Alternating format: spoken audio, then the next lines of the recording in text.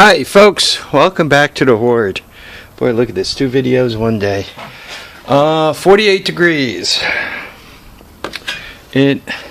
Batteries aren't fully charged. The Energizer in the back. Got this whole overcast thing going on here. And it's about, I don't know, 20 after 4, give or take a little bit. I know you're looking at that and you're seeing 312, but it's not exactly right, so I'm putting the fudge factor into it for you. It is the 10th of April, Friday, 8 degrees Celsius. Not bad. It kind of drizzles for a little while and stops. Drizzles for a little while and stops out here. Anyway, let me show you guys what I'm up to. And like usual, probably half you guys are going to say, cut it, and half you guys are going to say, build it, but let me know what you think. The golf cart project, right? Jamming a TRX200SX motor into a golf cart. The only problem is it doesn't exactly mount where the other motor mounted, and the mounts aren't all cut nicely to make it mount nicely like the other motor mounted. So obviously I have to come up with a way of mounting the engine in there. And you guys know I'm basically using this stuff as a frame and kind of dropping the golf cart body on it. You guys know I'm using pillow bearings for the rear end. You know, you guys saw the setup. It's still sitting out inside on the wood stove, you know, my inside workbench. So this is, it's unfrozen from the ground, so I was able to drag it here. This is a TRX200SX frame, and you guys can see, oh god, right, it's a 1986 model. The year my oldest son was born. I bought it like this, and I gotta tell you, I'd be dipped in crap and rolled in flour if I can remember where I bought it from or what the circumstances were. But somebody pulled the front wheel hubs off of it, the rear ends out of it. But it looks like they took it apart gently, right? Nothing's cut. If you look at some of the other pieces, like you can see the plastic mount is still there. Even the front ones, though the plastic is obviously broken off. All the mounts are in pretty decent shape and all. So it's kind of like cut this off to make the mounting bracket for the engine or not. If you look at it, the engine mounts back here. I think you guys could see them, right? Battery cables will not make life easier. Right, there's a mount here and a mount there. So that's the back. The front, you got plates that go off of that. And then there's a top mount that somehow hangs off of here. So if I were to do cutting, I would probably cut about here and somehow possibly reinforce upward, right? I think I need this entire curve to get around the engine. I would probably cut somewhere around here, right? So the front end would be intact. The whole front end would be intact, theoretically, for another project. In the back, the engines have a tendency to kind of do that in the back, so obviously I would cut this off. Then I'd probably cut here and figure out how to mount backwards. So cutting up the frame isn't exactly like, oh, just cut the frame and jam it in there and you're all good. It's not quite that easy. I'd have to do some fab work on that also. When it comes to fab work, I'm thinking the best stuff I could use, and I might have to get a little bit more of it, is box box metal. The base doesn't have to be quite as big as, I think I'm going to show you, inch and a quarter, or inch and a 3/8 or inch and a half. I have a bunch of this. Guy at the flea market had like 1 million of these things, and I bought them from him, and it was cheap too. They were like $1 each.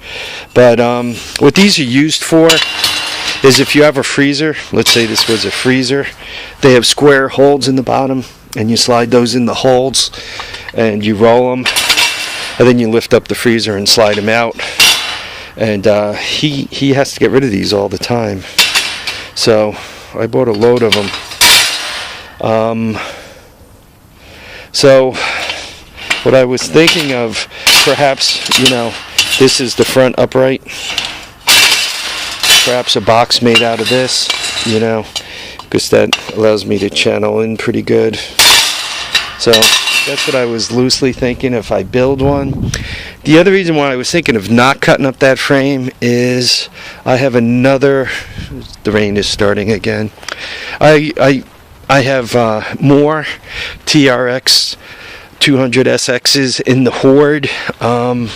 There's that one in the driveway that's just a frame. I think the engine's down in the basement on the far side of the backhoe, because I thought I saw an engine over there. This one is intact. This one came from Rome, New York. The guy, it was an eBay deal, cheap too, $250, something like that. Starts, runs, moves. Drove it here, or drove it up here. I don't know if I push it into this exact location. Let's not hang me up on details. It does have a little play in here, and I think you guys could see where the play is coming from. The guy who owned this thing, he was a big boy. He was a big farm boy. God, he had to be like 6'6", I don't know, between 250 and 300 pounds. He was a big boy. He said he rode the hell out of it, and I believe him just getting on that thing was riding the hell out of it, because he was a big boy. You know, he was no 120 pounder. He was a good sized kid. So I'm calling him a kid. He's probably 20 years old. So that's number 2 in the horde. And the third one, the shed's locked, so I can't get you in there to see it. The third one, I recall, came, I think, believe it or not, it was a penny saver deal back in the days of the penny saver. They don't have penny saver anymore by me. Everything is Craigslist. Penny saver, I guess it doesn't pay to have it by me, or maybe penny saver completely sucked wind. But there's a third one in here. Bees. Yeah, lots of bees. Once again, I can't get you in there to see it. But I think the one in here runs, but the rear end is out of it. And I'm not sure where the rear end is. I'm not sure it came with the rear end. As you can see, the one in the driveway doesn't have a rear end. The one up under the tarp building does have a rear end. But look at that. I got a sunroof. You know, maintenance is killing me here. All the stuff, you know, the more you build, the more you own, the more it owns you. If I owned only one 3-wheeler, one 4-wheeler, one golf cart, one truck, I mean, obviously, you know, one tractor, I obviously wouldn't have a horde. But boy, would I have time to ride them. I'd have all day and all night to ride those things around. Right? I have nothing better to do. Every once in a while, it's not a bad idea just to roam around and see what I got. One of the go-karts here. It just uses, you know, one-wheel drive, right? This was one of those 6-wheel thingies. It's actually pretty cool. The way it works is you have an engine that drives the transmission through a torque converter, and you basically have a differential here, right? So the differential drives, the chain drives for one side or the other, and when you hit the brakes, right, you pull the levers, you actually hit the brakes on one side or the other, and the thing pivots, right? It's got forward and reverse. It's got a nice big monster of a tranny in here. Nice big rear end. I got a good deal on this. I think I paid $100 for it. You can see it's been out here for a while. It's already beginning to tather. You know, I always thought this would be a really cool item to get my act together and make a 4-wheel drive, you know, plow or something like that. Given the forward and reverse, put it just a simple engine with a torque converter on it, right? Set it up with the 4-wheel drive, 4 matched tires, perhaps put chains on them, and use it as some kind of plowing situation, or put a snowblower on it and you know, have it not get stuck, right? All I need to do is retire and live for the next 100 years to get all these dream projects running. I actually wished, you know, in my day, high school kids, especially the young ones before they were able to drive, they would be available in the neighborhood, and you could say, yo, why don't you give me a hand with this? And you know, you would be able to trade parts with them or give them a running bike, and you know, get some labor out of them. You'd be able to say, yo, go up there and bring me back that 110, right? Drag it down to the driveway for me. And they drag it down, and they had the strength and the energy to do such things. And then, you know, any strength and energy I had in me, I would use it to work on the bike.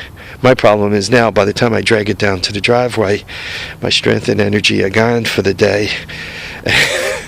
And I'm ready to go inside and take a nap. And obviously, though the bike gets to the driveway, it doesn't get worked on. So, you know, the joy of becoming old. You know, typically as you get a little bit older, you have the knowledge to do things, which is good, right? Knowledge is always good. You have the tools to do things. Hopefully you collected them over a lifetime. And if you're retired, you might even have the time and maybe the money, maybe not. Sometimes you retire and you're broke. We'll have to see how that goes. But what you don't have is you don't have the strength and energy anymore. You begin to notice that begins to wane. I also have this metal available. This was a metal pallet that came from Tractor Supply. I'm not sure what they had in it. Some pieces obviously are bent, but some pieces, you know, I got long, straight, nice pieces out of it. There goes some more of that strut there. I collect that up whenever I see it. They use it at work, but they don't let us take the scraps home. They salvage everything possible for every dime possible at work. But every once in a while, I have friends that run the curbs down in New Jersey, and there'll be an industrial tear out or something, and a bunch of it will end up on the curb, and before anybody could haul it away for scrap, they collect it up, and I get a phone call, and we arrange a price and a meeting place, and I end up with it. It's not stolen, it was getting thrown away, but basically before the person who was supposed to scrap it, or once again, they get it from the curb. I don't know. I guess maybe they're stealing it from the municipality who would turn it into scrap. Hopefully they don't just put it in the incinerator. All right, let me know what you guys think. I guess my problem is I really have a tough time cutting up a frame with potential. Especially, I feel like, you know, as soon as I cut it up, I'll get another deal on one of these, or for some reason I'm gonna need it, and it's gonna be like, oh crap, I cut up that perfectly good frame, and now I'm screwed, especially given that there are two others in the Horde, and we could see that one is pretty pounded. This one, though the steering is seized, doesn't seem to have all that play in the front. Doesn't have any play, it's seized. So alright guys, thanks for watching and commenting and subscribing. Remember to keep your head up, keep your feet down, and please enjoy all your days. Make sure you go out there and have some fun. You know, drink your Orange Crush, have a beer or a Mike's Hard Lemonade if that's what your beverage of choice is.